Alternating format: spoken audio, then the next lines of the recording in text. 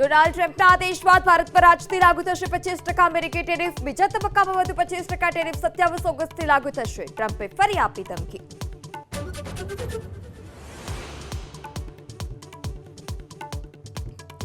ઉત્તરકાશીના ધરાલીમાં રાહત અને બચાવ અભિયાન પૂરજોશમાં. અત્યાર સુધીમાં 190 લોકોને બચાવાયા. હર્ષિલના આર્મી કેમ્પમાં લાપતા 9 સૈનિકની શોધખોળ.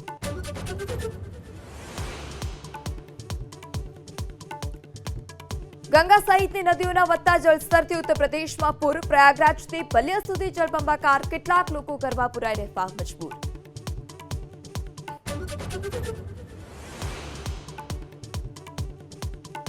₹40,000ની લાંચ લેતા પીએસઆઈ ઝડપાયા. સુરતના સરથાણામાં આરોપીને માર ન મારવા અને જામીન પર છોડવા પીએસઆઈ એમજી લિંબોલાએ લાંચ માંગ્યાનો આરોપ.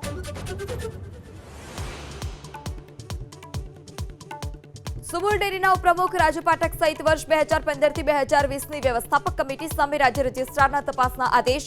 દવા ખરીદી પાર્લર ભાડે આપવામાં ગેરરીતિનો આરોપ.